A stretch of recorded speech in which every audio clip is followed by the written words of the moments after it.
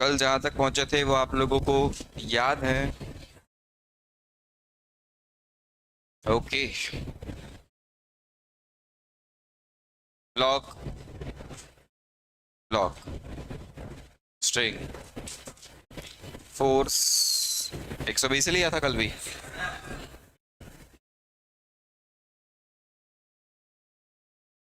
100 Newton, 40 Newton. यहाँ पर maximum friction 60, यहाँ maximum friction 30। Isolation of the blocks and tension in string.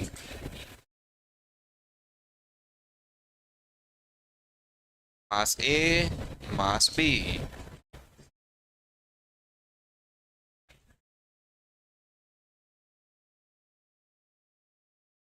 Isolation of the blocks.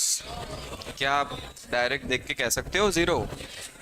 क्योंकि net force कितना दिख रहा है? 60 दिख रहा है इधर। बट मैक्सिमम कितना हो सकता है? सॉरी, मैक्सिमम फ्रिक्शन कितना हो सकता है? 90। लगा रहे हो 60, तो रोकने वाला 90, तो ये लोग नहीं चलेंगे, इसलिए रेस्ट पे। सिस्टम पूरी रेस्ट पर, तो दोनों का एक्सलेशन 0 0। चलो, एक की वैल्यू 0। टेंशन भी पूछा गया। टेंशन के लिए क्या करना है? किसी भी एक साइड से लिखना स्टार्ट कर दो। चलो, यहाँ से स्टार्ट करते, कहीं से भी कर सकते हैं, यहाँ से करते स्टार्ट। चलो, ये 100, मैक्सिमम कितना हो सकता है? 60, तो यहाँ लग जाएगा कितना? 60। तो टेंशन कितना आना चाहिए? 40 रोकने के लिए।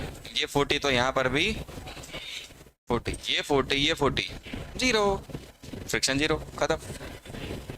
अरे, फ्रिक्शन को ऐड करने की जरूरत ही नहीं पड़ी। आया समझ में? ये मैक्सिमम 30 तक जा सकता था, बट इसको पिक्चर में आने की भी जरूरत नहीं पड़ी, उससे पहले ही काम हो गया। ये सही है।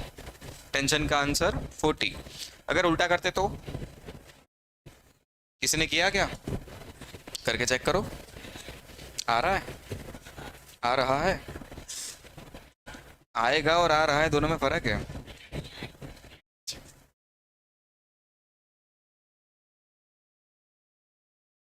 चेक कर लेते हैं इधर से। ये 40, ये 30, बचा कितना? 10। यहाँ 10, तो यहाँ 10, 10, 100, 90 इधर।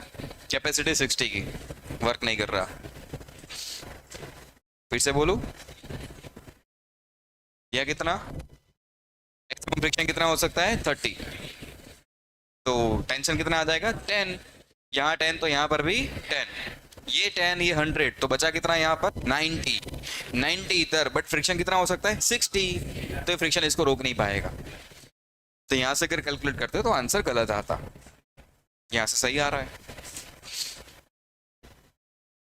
पहुंचे कि नहीं पहुंचे? पहुंच गए।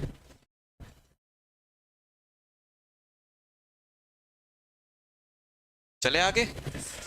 चलो, चलो, एक एग्जाम्पल से हम लोग अब एक कंसेप्ट को समझने की ट्राई कर रहे हैं।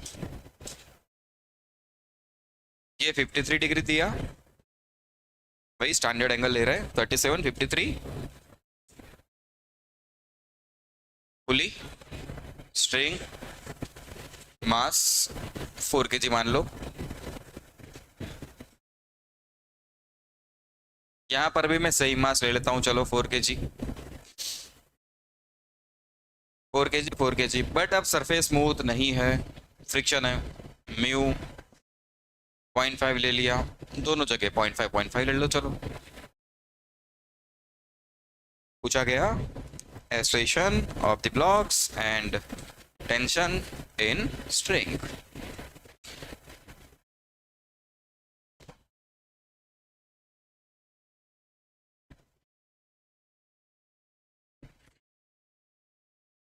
ट्राई कर रहे हो कि सीधा मैं करवा दूं? बोलो, ट्राई कर रहे हो? चलो, 3 मिनट का टाइम है, जल्दी ट्राई करिए।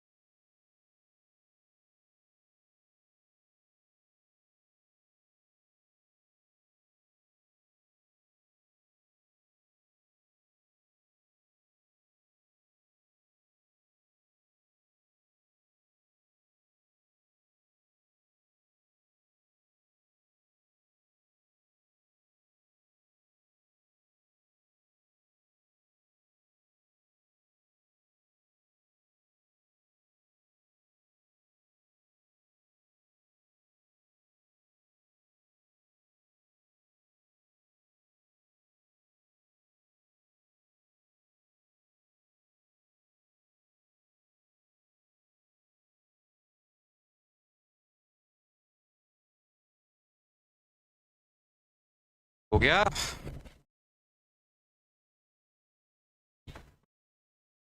क्या?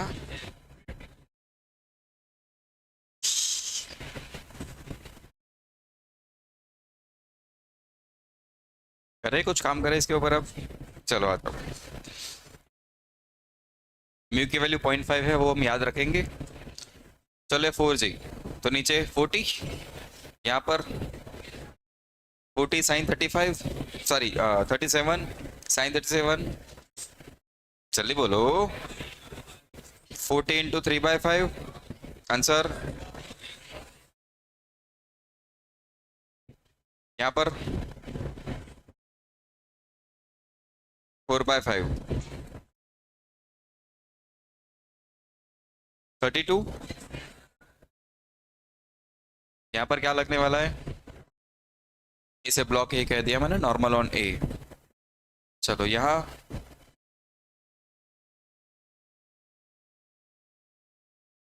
40 साइन 53। अरे ये भी 4 किलो का, तो mg की वैल्यू 40, उसके सीधे कंपोनेंट्स ले रहा हूँ मैं। 40 का ये कंपोनेंट 40, 4/5, ये आंसर 32, और ये 40 3/5, 24 न्यूटन। क्या यहाँ लगने वाला है नॉर्मल? Normal on B. ये सब ठीक है। क्या टेंशन भी लगेगा? Tension, tension. अब सही मान लेते हैं ये ब्लॉक ए स्टेशन से नीचे और ये वाला ब्लॉक ए स्टेशन से ऊपर। जिसका एंगल मैंने उसको नीचे जाता हुआ मान लिया, जिसका एंगल कम है उसको मैंने ऊपर जाता हुआ मान लिया। लॉजिकली ये फिट हो रहा है अभी दिमाग में। आगे बढ़े फिर, इक्वेशन लिखते हैं। चलो इस वाले के लिए इक्वेशन लिखो। चलो ब्लॉक ए के लिए इक्वेशन बोलो। अच्छा, फ्रिक्शन नहीं लगाओगे? अब सरफेस स्मूथ नहीं है ना, फ्रिक्शन भी तो लगाएंगे। ये ऊपर जा रहा है तो फ्रिक्शन इधर लगाते, फ्रिक्शन काइनेटिक फ्रिक्शन ए के लिए। चलो उसका फ्रिक्शन कितना होगा ब्लॉक ए के लिए? Mu N. अरे फ्रिक्शन म्यू एन, म्यू की वैल्यू तो 0.5 दी गई थी, मतलब 5/10। एंड नॉर्मल की वैल्यू, नॉर्मल किसके बराबर? नॉर्मल किसके बराबर? नॉर्मल 32। ये आंसर क्या आ रहा है? 16 न्यूटन। सही है। चलो अब इक्वेशन लिख दो। इक्वेशन बोलो चलो। टी माइनस फ्रिक्शन, फ्रिक्शन की value 16 minus 24 is equal to M A. Mass कितना? 4। Expression A. एक इक्वेशन बन गया। चलो ब्लॉक बी के लिए कहानी करते हैं। बी ब्लॉक के लिए भी फ्रिक्शन लगेगा। ये कहाँ जा रहा है? नीचे। फ्रिक्शन कहाँ लगाओगे? ऊपर। ये काइनेटिक फ्रिक्शन सेकंड के लिए, बी के लिए सॉरी। चलो बी के लिए काइनेटिक फ्रिक्शन पहले कैलकुलेट कर लेते हैं। म्यू इंटू एन, म्यू की वैल्यू 0.5 इंटू नॉर्मल, नॉर्मल की वैल्यू 24, फ्रिक्शन आ रहा है 12 न्यूटन। चलो इक्वेशन बनाओ। मोशन नीचे, एक्सलेशन नीचे, तो क्या लिखोगे? 32 minus T minus friction is equal to M A. तो 32 minus T minus friction is equal to 4a। क्या दोनों को ऐड कर दें? 1+2 कर दूं तो टी गायब हो जाएगा। करो जल्दी। 1+2 -16 -24 +32 -12 इज इक्वल टू 8a। सही है। टी तो गया। ये कितना आ रहा है?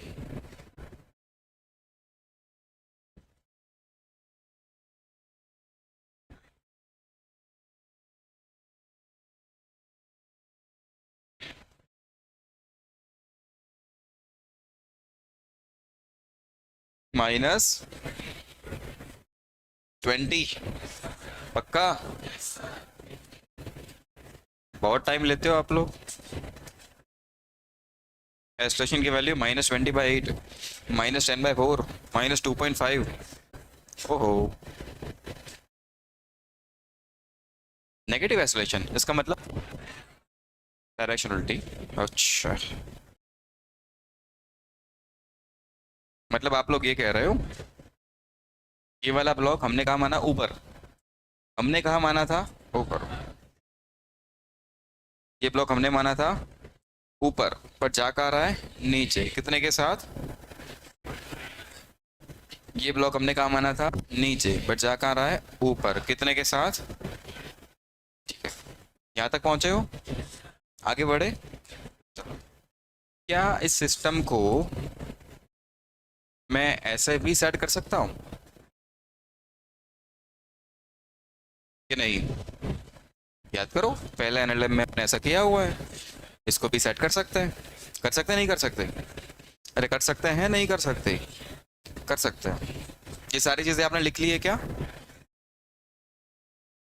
हटा दूं? नहीं तो एक अलग डायग्राम बना लेता हूँ, चल।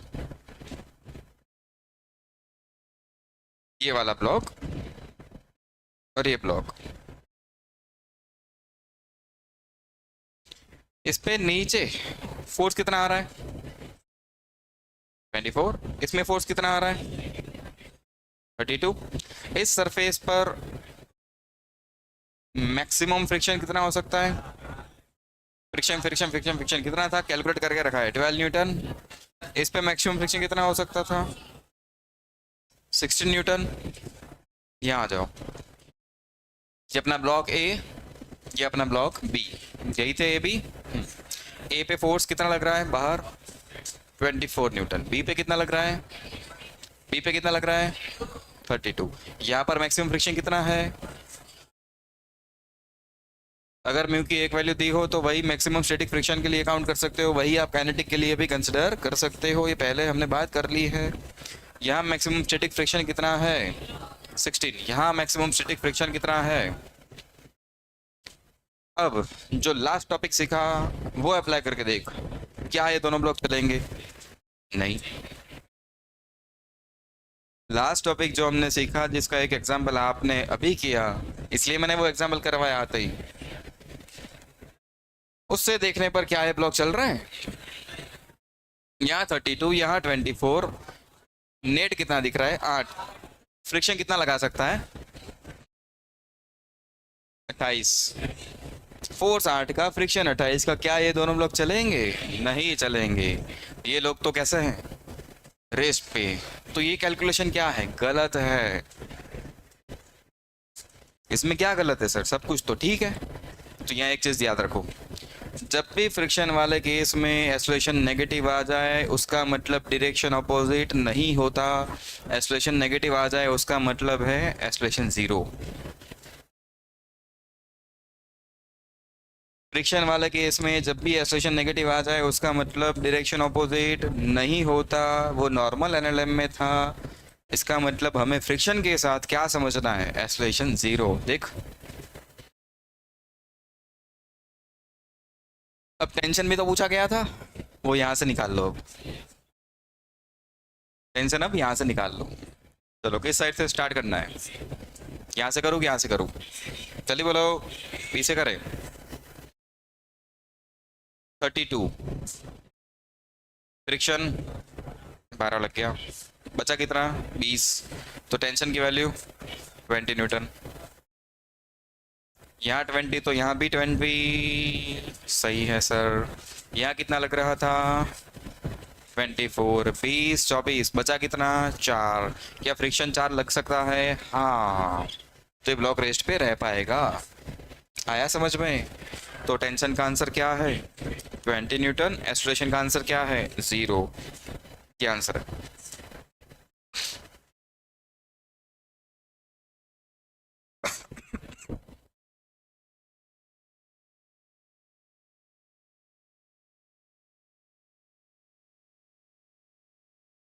यहाँ क्या कंसेप्ट हमने सीखा? फ्रिक्शन के केस में अगर एक्सेलरेशन नेगेटिव आ जाए उसका मतलब एक्सेलरेशन की डायरेक्शन चेंज करना नहीं होता, उसका मतलब होता है ब्लॉक्स नहीं चलेंगे।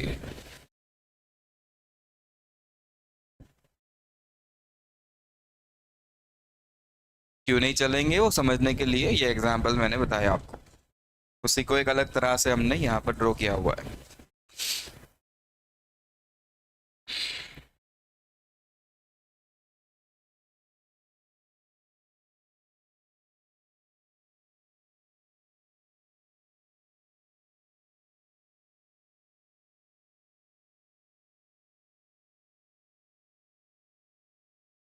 क्या हुआ?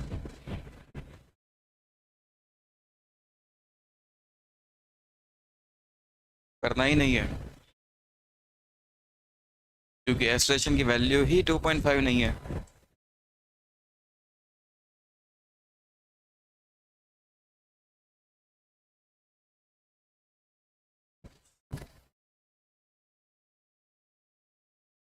हटा दूं?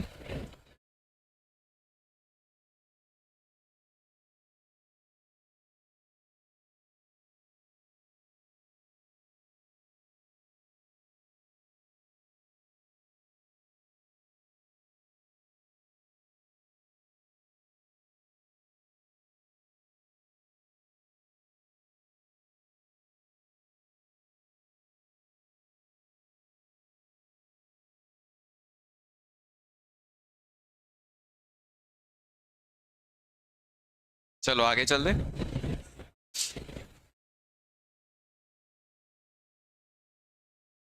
अभी जो डिस्कस हुआ समझ में आ गया?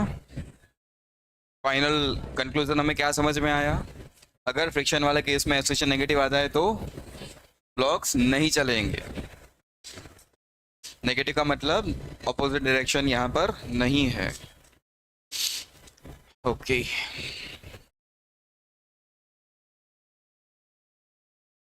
आगे बढ़ते हैं। तो blocks 4 kg 6 kg 4 kg 6 kg क्या फोर्स लगाया गया? फोर्स मैंने लगा दिया, लेते हैं 60 न्यूटन।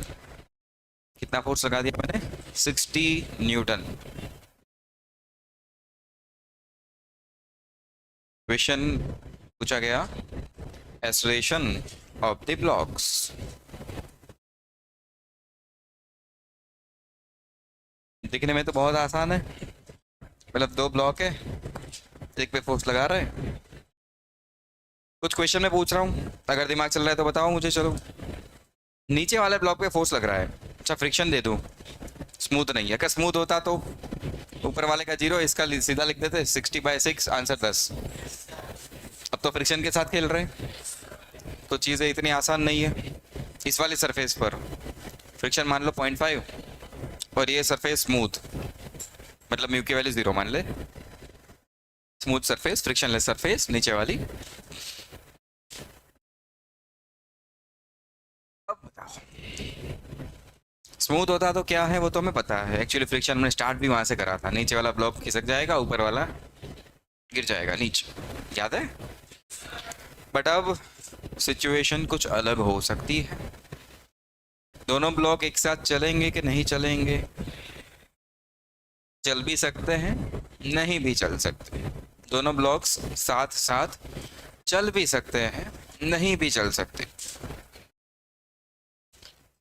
क्या हमने इस ऐसे केस में फ्रिक्शन कैसे बनाते हैं वो सीख लिया था?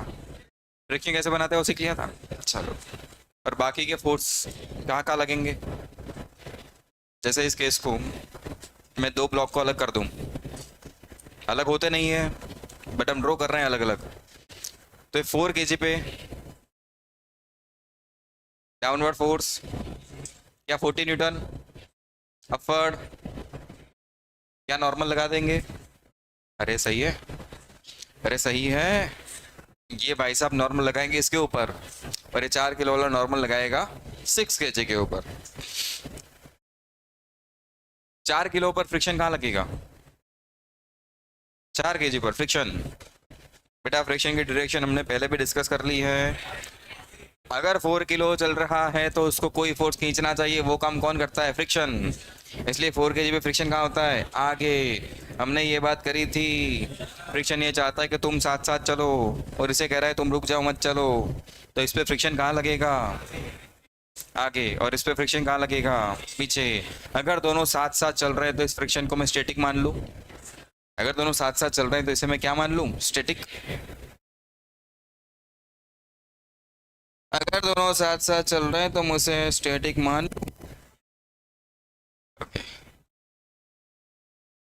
मैक्सिमम स्टैटिक फ्रिक्शन की वैल्यू क्या हो सकती है? इसको देख के बता सकते हो? चलो बोलो। क्या नॉर्मल की वैल्यू 40 न्यूटन हो गई? नॉर्मल की वैल्यू। तो एफ एस मैक्स क्या हो सकता है? F S max mu, mu 0.5। Answer. Maximum static friction क्या लग सकता है? 20 न्यूटन। कितना लग सकता है? कितना लग सकता है? 20 न्यूटन। अब मैं मान रहा हूं कि दोनों साथ चल रहे हैं। क्या मान लिया मैंने? हम क्या एज्यूम कर रहे हैं? दोनों ब्लॉक क्या कर रहे हैं?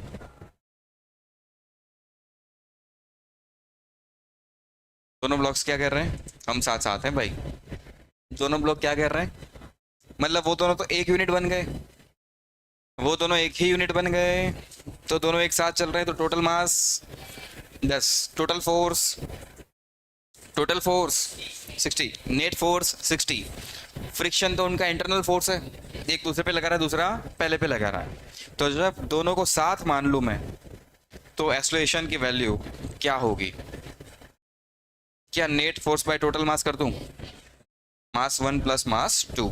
Net force 60, 4 plus 6, answer 10। Answer 10। क्यों रे? अरे रे रे रे रे रे रे रे रे रे। 6 मीटर पर सेकंड स्क्वायर का एक्सेलरेशन। अगर दोनों को साथ मान ले तो एक्सेलरेशन की वैल्यू हमें कितनी मिल रही है? 6 मीटर पर सेकंड स्क्वायर। अब चेक करते हैं क्या ये लोग 6 मीटर पर सेकंड स्क्वायर से चल सकते हैं।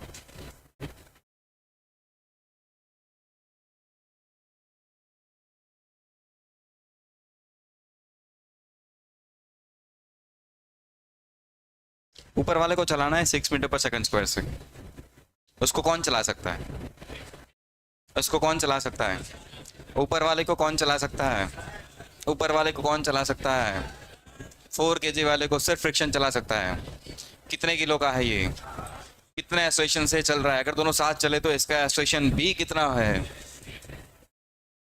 तो फ्रिक्शन क्या होना चाहिए? Mass into acceleration. मास कितना? m1 4, एक्सेलरेशन कितना? 6। फ्रिक्शन कितना होना चाहिए? Required friction is 24 Newton, but maximum friction कितना है? 20। क्या लग सकता है? साथ चलाने के लिए रिक्वायर्ड फ्रिक्शन कितना है? 24 न्यूटन, बट फ्रिक्शन मैक्सिमम कितना हो सकता है? 20 न्यूटन। रिक्वायर्ड कितना है? अगर इतना फ्रिक्शन जनरेट हो गया तो साथ चलेगा, अदरवाइज नहीं चलेगा। नहीं समझ में आया भाई? मैंने क्या मान लिया? दोनों कैसे चल रहे हैं? साथ साथ। साथ साथ चल रहे हैं तो एक्सेलरेशन की वैल्यू क्या आ रही है? 6 मीटर पर सेकंड स्क्वायर। दोनों 6 से चलेंगे तो ये ऊपर वाला भी 6 से ही चलेगा, ये भी कितने से चलेगा? 6। अगर इसको चलना है 6 मीटर पर सेकंड स्क्वायर से, इसका मास है 4, तो फोर्स कितना लगना चाहिए? 24। वो फोर्स फ्रिक्शन ही तो होता है, मतलब फ्रिक्शन की वैल्यू क्या हो जानी चाहिए? 24 न्यूटन। बट इस ब्लॉक पर जो फ्रिक्शन लग रहा है उसकी मैक्सिमम वैल्यू क्या हो सकती है? होनी कितनी चाहिए? क्या ये पॉसिबल है? मतलब दोनों ब्लॉक साथ नहीं चल सकते। आया नहीं समझ में? इसका मतलब क्या हुआ? दोनों ब्लॉक साथ, आपने तो मान लिया साथ चल रहे हैं। अगर साथ चलते तो एक्सेलरेशन कितना आता? 6। 6 एक्सेलरेशन अगर 4 kg में है, 4 kg वाले को 6 मीटर पर सेकंड स्क्वायर से एक्सेलरेट करने के लिए फोर्स कितना होना चाहिए? 20 न्यूटन। बट वहाँ हो कितना सकता है? 20 न्यूटन। तो जो फ्रिक्शन हमने कैलकुलेट किया है वो ज़्यादा है स्टैटिक फ्रिक्शन की मैक्सिमम वैल्यू से। ये पॉसिबल नहीं है, मतलब दोनों ब्लॉक साथ साथ नहीं चलेंगे। यहाँ तक पहुँचे भैया? यहाँ तक आप लोग साथ साथ हो क्या? ये चल बसे साथ साथ हो? अच्छा, ये दोनों साथ नहीं चलेंगे वो समझ में आ गया? ये दोनों साथ नहीं चलेंगे वो समझ में आया? तो अब दोनों अलग हो गए। नेक्स्ट कहानी समझ में तो आ गया, साथ नहीं चलेंगे तो हम जुदा हो गए। दोनों अलग, दोनों, तो एक्सप्रेशन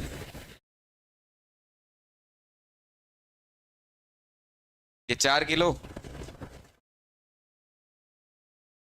ये 6 किलो। मैक्सिमम, अच्छा दोनों अलग हो गए तो अब जो फ्रिक्शन लगेगा वो स्टैटिक है या काइनेटिक? काइनेटिक। दोनों अलग हो गए, इसका मतलब दोनों में रिलेटिव मोशन देखने को मिलेगी नहीं मिलेगी? मिलेगी।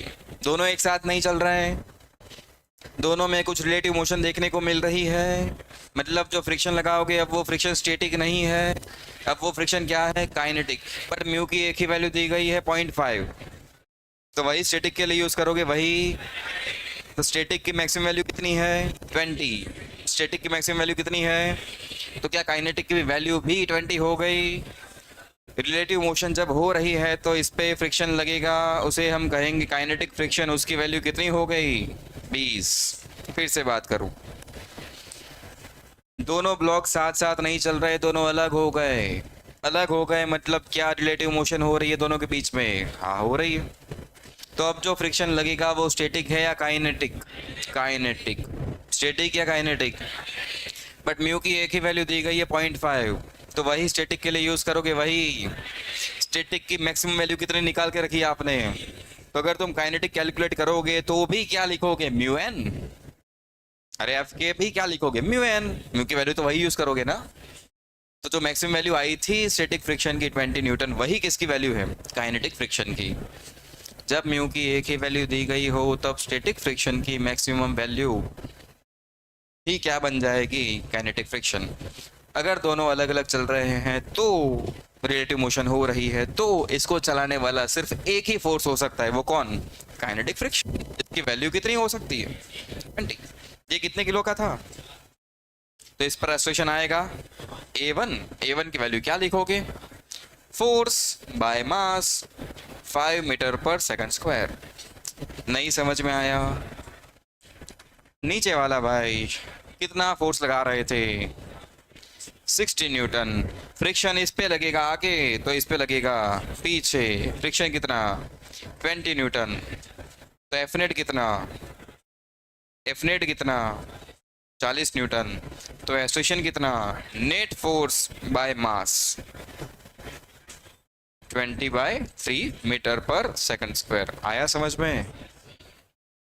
तो 2 ब्लॉक सिस्टम में हमें इतना एनालाइज करना पड़ता है।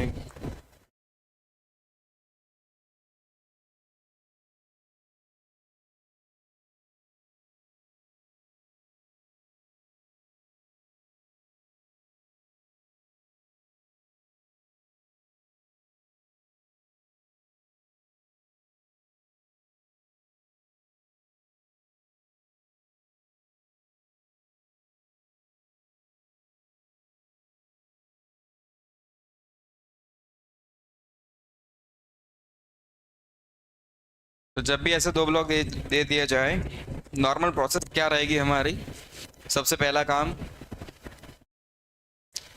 डायग्राम बना लो। क्या कैलकुलेट कर लो? Maximum static friction. क्या कैलकुलेट कर लो? Maximum static friction. तो अपना ये स्टेप 1 रहेगा, पहला काम ये रहेगा, मैक्सिमम स्टैटिक फ्रिक्शन कैलकुलेट कर लो। दूसरा काम क्या? मान लो दोनों साथ साथ और एक्सप्रेशन कैलकुलेट कर लो। ये स्टेप 1, ये स्टेप 2। स्टेप 2 क्या बन गया? मानो दोनों साथ साथ है और अगर साथ है तो एक्सप्रेशन कैलकुलेट कर लो। फिर इस एक्सप्रेशन की वैल्यू से चेक करो कि फ्रिक्शन कितना आ रहा है। अब अपना स्टेप 3 क्या है? चेकिंग का स्टेप। एक्सप्रेशन की वैल्यू इतनी मानकर फ्रिक्शन की वैल्यू चेक करो। अगर ये वैल्यू मैक्सिमम वैल्यू से ज़्यादा है, इसका मतलब इतना फ्रिक्शन हो ही नहीं सकता, तो दोनों साथ साथ नहीं चलेंगे।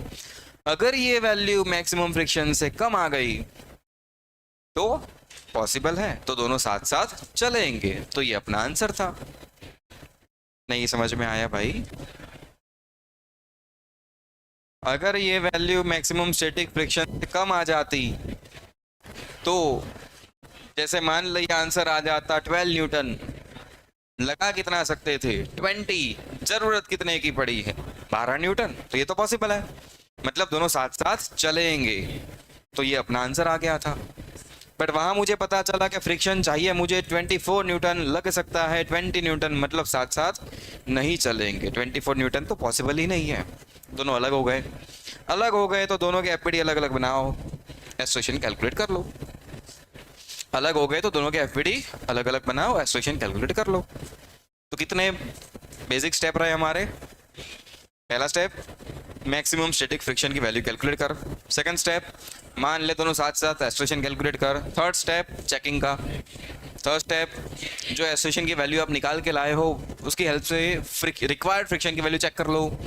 अगर रिक्वायर्ड फ्रिक्शन मैक्सिमम स्टैटिक से कम है तो चीज़ें बराबर है, दोनों साथ साथ चलेंगे। अगर रिक्वायर्ड फ्रिक्शन मैक्सिमम स्टैटिक से ज़्यादा है तो दोनों साथ साथ नहीं चलेंगे। नहीं चलेंगे तो दोनों के एफपीडी अलग अलग बना लो, दोनों अलग, और दोनों का एसोसिएशन कैलकुलेट कर लो। आया समझ में कि नहीं आया? पक्का? पक्का आया है? क्वेश्चन 2, इसी में मैं फोर्स की वैल्यू चेंज कर रहा हूँ 20 न्यूटन। सेम क्वेश्चन, फोर्स की वैल्यू मैंने चेंज कर दी 20 न्यूटन।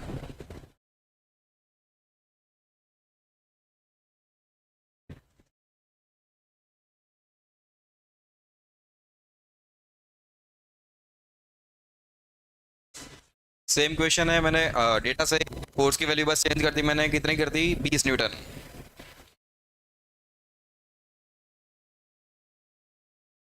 मतलब आधा काम तो आपने कर लिया है। बेटा मैक्सिमम स्टैटिक तो यही रहेगा, वो थोड़ी चेंज होगा। मैं तो अप्लाइड फोर्स चेंज कर रहा हूँ बस।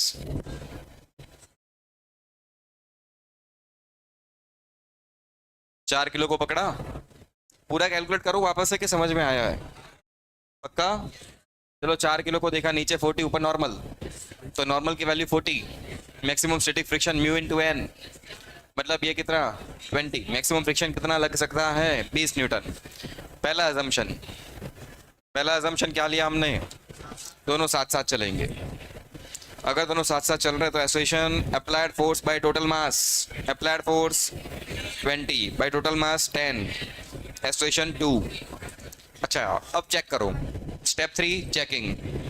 अप्लाइड सॉरी, एसोसिएशन कितना आया है? 2। एसोसिएशन कितना आ गया है? 2। मास कितना है? 4। तो कितना फोर्स चाहिए? Required force mass into association, mass 4, association 2, कितना चाहिए? 8 न्यूटन। मतलब रिक्वायर्ड फ्रिक्शन की वैल्यू क्या है? 8 न्यूटन। और पॉसिबल कितना है? 20 न्यूटन। पॉसिबल है, लग सकता है। तो दोनों साथ साथ चलेंगे। रिक्वायर्ड फ्रिक्शन की वैल्यू कम है मैक्सिमम स्टैटिक फ्रिक्शन से, तो दोनों साथ साथ चलेंगे। ये आंसर बढ़ते बढ़ते कहाँ तक जा सकता है? 20 तक। यहाँ तक हमें कोई प्रॉब्लम नहीं है। अगर ये 21 आ गया तो हमें आगे बढ़ना है। तो अब यहाँ आगे जाने की जरूरत है क्या? नहीं। तो अब ये पार्ट नहीं आएगा।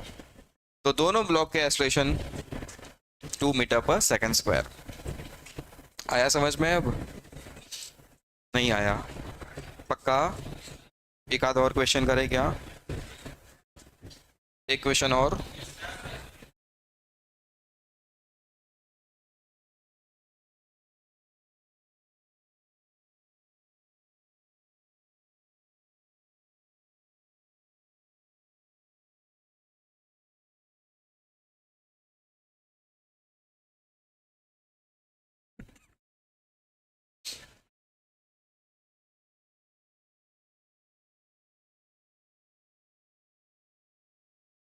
Step 1, maximum static friction. Step 2, मान लो साथ साथ एक्सेलरेशन निकालो। स्टेप 3, एक्सेलरेशन की हेल्प से चेक करो।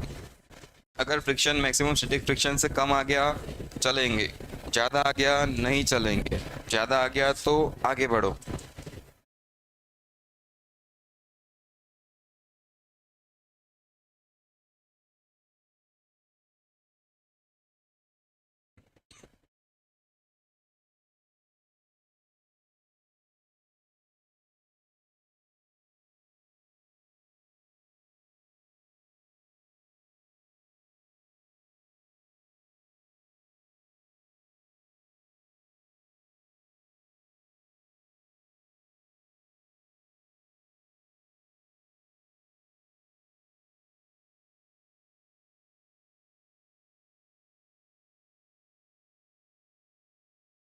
कर लिया? काम कर लिया क्या?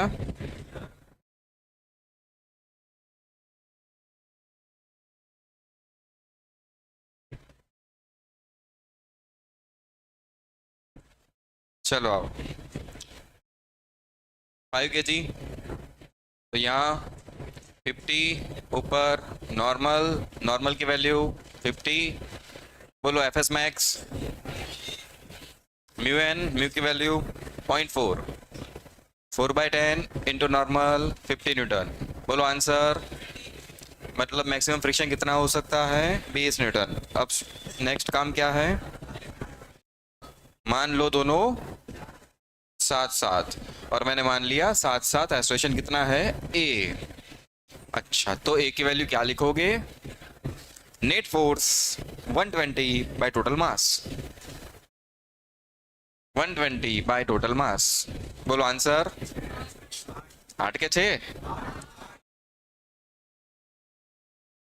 8 मीटर पर सेकंड स्क्वायर। नेक्स्ट स्टेप क्या आएगा? चेक।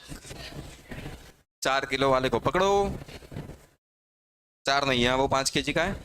अच्छा, मैं इसको भी चेक कर सकता था। आप किसी भी एक को लेके चेक कर सकते हो, बट मैं क्या कर रहा हूँ? उस ब्लॉक को पकड़ रहा हूँ जिसपे कम फोर्स लग रहा है। कैलकुलेशन मेरी आसान हो जाएगी। चेक करने के लिए हम दोनों में से किसी भी एक की हेल्प ले सकते हैं, बट मैं किसको ले रहा हूँ? क्यों ऊपर वाले ब्लॉक को ले रहा है? क्योंकि उस पर सिर्फ एक फोर्स लग रहा है, कैलकुलेशन आसान है। तो 5 किलो वाले को चलाने वाला कौन? फ्रिक्शन।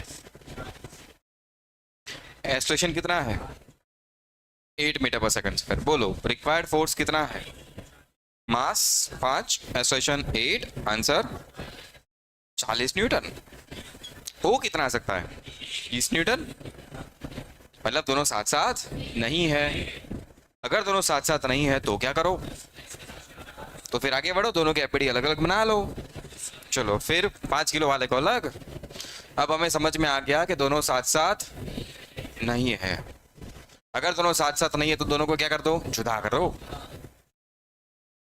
5 kg पे मैक्सिमम फोर्स, अब वो काइनेटिक लिखा जाएगा। कितना हो सकता है? 20। तो बोलो एक्सेलरेशन कितना आएगा? 4 मीटर पर सेकंड स्क्वायर, और 10 kg या कितना? 120 न्यूटन। इस पे फ्रिक्शन पीछे आएगा कितना? 20 न्यूटन। नेट फोर्स कितना आ गया? 100 न्यूटन। तो इस भाई साहब का एक्सेलरेशन, इसे A1 कहूँ, इसे A2 कहूँ। Total force 100 by mass 10, answer 10 metre पर सेकंड स्क्वायर। आया समझ में कि नहीं आया? पक्का? अगर ये वैल्यू 20 न्यूटन होती तो